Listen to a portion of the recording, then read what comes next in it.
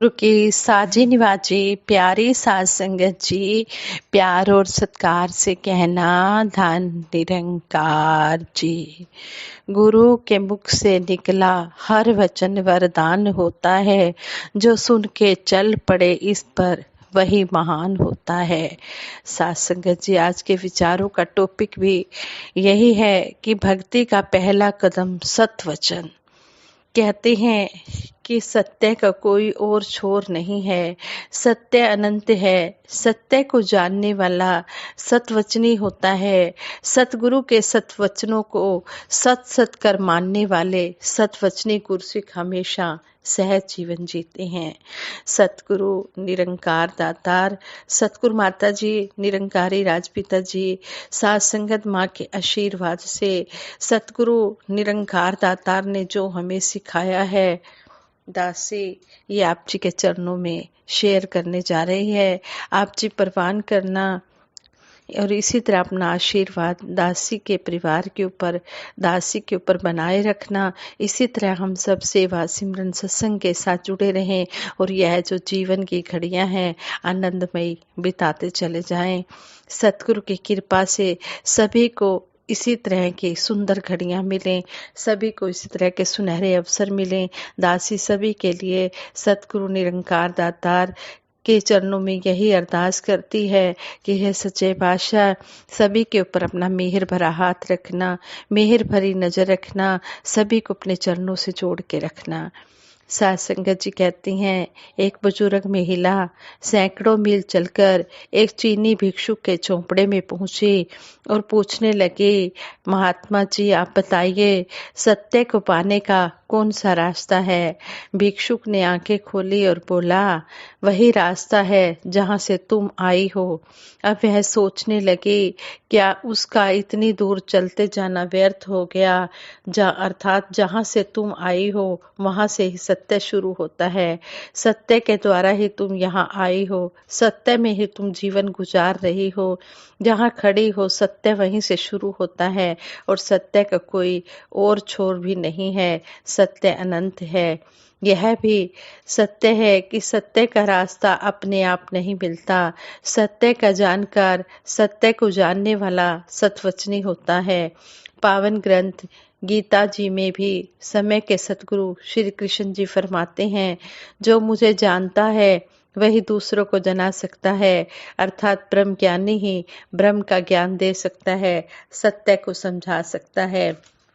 वक़्त के सतगुरु जब आते हैं तो वो सारे संसार के लिए आते हैं और सभी को फिर इस सत्य के साथ जोड़ते हैं।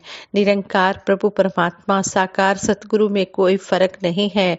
साकार सतगुरु के श्री मुख से प्रकट वचन सत्य वचन होते हैं और इन सत वचनों को सत सत करके मानने वाला ही असल में सतवचनी होता है। ग्रंथ बताते हैं कि इधर गुरु ने कुछ कहा और गुरसिक तुरंत ही उस आदेश को पूरा करने में लग गया। सारी रात वह अगर सतगुरु का आदेश आए कि सारी रात इस आदेश को मानना है तो गुरसिक उसे मानता चला जाता है। तारों भरी रात में यदि यह कहा कि उठो सवेर हो गई, नदी से जल भर कर लाओ, तो शिष्य ने पलट कर ये नहीं कहा कि गुरुदेव आपको भ्रम हुआ है, अभी तो रात है, अभी सुबह हुई नहीं है।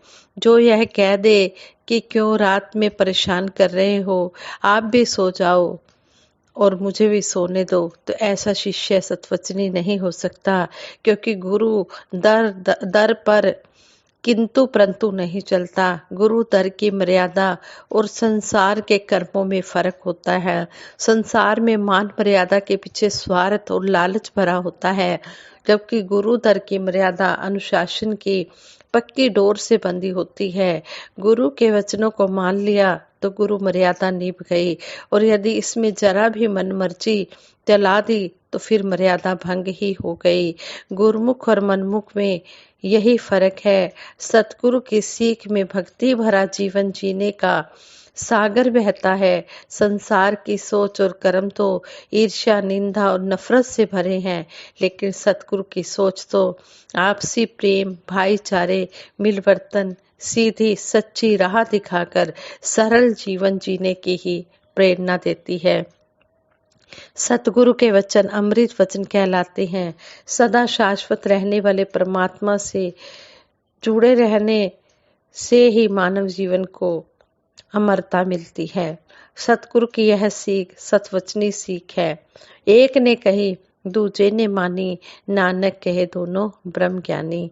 श्री गुरु नानक देव जी महाराज ने भी कहा है, ब्रह्म ज्ञानी महापुरुषों के आपसी व्यवहार को मर्यादा पूर्ण सिद्ध करता है।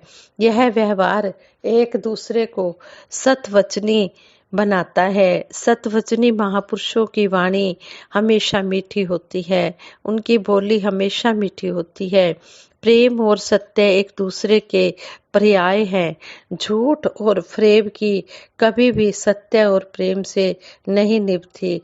इसलिए प्रेममयी जीवन, सत्य भरा जीवन ही सतवचनी जीवन कहलाता है। सतगुरु अपने सतवचनी गुरसिखों को प्रेम भक्ति के रास्ते पर ही डालते हैं।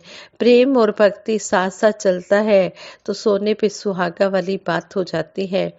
प्रभु से प्रेम और प्रभु के मित्रों से प्रेममय व्यवहार ही प्रभु से सच्चा प्यार है।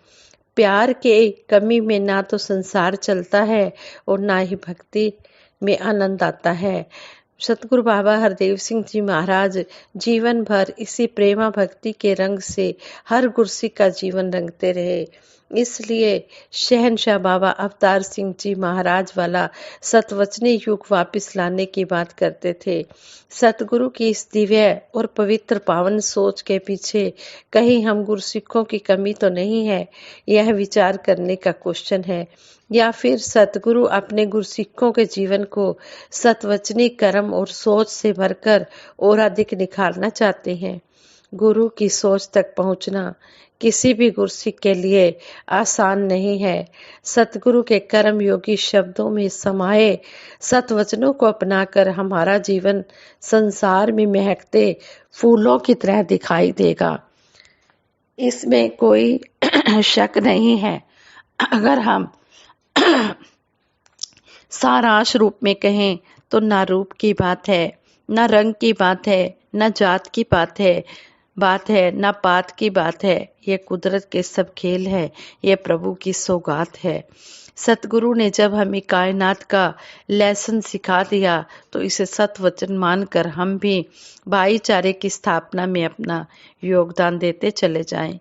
गुरुधर की भक्ति सतगुरु के सतवचनों से शुरू होकर गुरसिख के सतवचनों के कर्मों पर समाप्त होती है और फिर मुक्ति के रास्ते पर बढ़ती जाती है। सतवचनी महापुरुष हमेशा जीवन मुक्त होता है। बहु बंधनों से मुक्ति ही जीवन मुक्ति है। मन के बंधनों से मुक्ति आत्मा को हमेशा हमेशा के लिए मुक्त करके परमात्मा का स्वरूप बना देती है। समय के सतगुरु माता सुदीक्षा जी महाराज जन जन को सत्य की जानकारी करा रहे हैं, सतवचनी बनने की शिक्षा दे रहे हैं, सत्य के रास्ते पर चलकर भक्ति करने के लिए प्रेरित कर रहे हैं। कहते हैं कि गुरु वचन सिर माथे धर के ना नुकर नहीं करता जो, जगह बनाता गुरु के दिल में सबको लुभाता उसका जीवन। अपनी मैं को मार के बंदे तू जरा करके देख, हल्का फुल्का हो जाएगा बोझ तू नीचे धर के देख। पति कहे पत्नी ने माना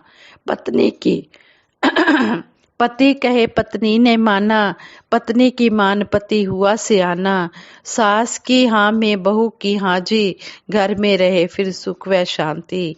आओ इस और कुछ कदम उठा लें, सतवचन की आदत बना लें, औरों को कोई नसीहत ना दें, खुद ही इनको हम अपना लें।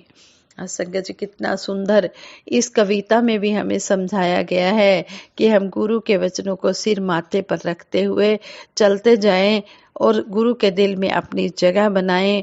अपने अहंकार को खत्म करके हम तू ही तू का सिमरन करें और अपने आप को हल्का महसूस करें। और पति पत्नी की बात माने, पत्नी पति की बात माने, सास बहू की बात माने, बहू सास की बात माने, फिर देखो घर में स्वर्ग बन जाता है, सुख शांति आ जाती है। आओ जो हमें सतगुरु समझा रहे हैं इस तरफ हम अपने कदम उठा लें और सतवचन की आदत बना लें। औरों को हम नसीहत ना दें, अपना जीवन संवार ले। कहते हैं कि अपना सुधार करने से ही सारे संसार का सुधार हो जाएगा। जब हम अच्छे बनेंगे तो सारा संसार अच्छा बन जाएगा। इसलिए हमने अपने आप को बदलना है, हमने सतगुरु के वचनों को मानना है, तभी हम सही मायनों में अपनी मंजिल पर पहुंच सकते हैं। जो मंजिल हमें सतगुरु ने दिखाई है, जब हम सतगुरु के कहे अनुसार सभी बातों को मानते चले जाएंगे, कर्म रूप में ढालते चले जाएंगे, तो हम अवश्य ही अपनी मंजिल पर पहुंच जाएंगे, अपने निज घर में पहुंच जाएंगे। जहां से आए हैं वहीं चले जाएंगे। इस तरह हमें सतगुरु समझा रहे हैं कि जो ये समय बीतता जा रहा है इसको यूं ही नहीं गंवाना है, इसका लाभ उठाना है, इसका लाहा उठाना है। जिस तरह कबीर दास जी भी कहते हैं, करूं बिनंती सुन मेरे मीता, संत टहर की बेला, इहाँ खाट चलो हरि लाहा, आगे वसन सुहेला। कबीर दास जी भी यही कह रहे हैं, आओ मेरे मित्रों, आओ मेरे सजनों, आओ मेरे प्यारों, आ जाओ, इस वक्त का लाभ उठा लो, इस समय का लाभ उठा लो। यह समय बीतता चला जा रहा है, हम इस अवसर का लाभ उठाएंगे तो हमारा फायदा ही फायदा है। हम दुनियावी काम भी करें, गृहस्थ में रहकर अपना जीवन भी गुजारें और हम ये परम पिता परमात्मा की प्राप्ति करके सेवा सिमरन सत्संग से भी अपने जीवन को संवारते चले जाएं। साथ संगत जी विचार करते बहुत सी गलतियां हुई होंगी, उन गलतियों के लिए आप जी क्षमा कर देना, आगे के लिए सुमत बख्शना। साथ संगत जी प्रेम से कहना, धन निरंकार जी।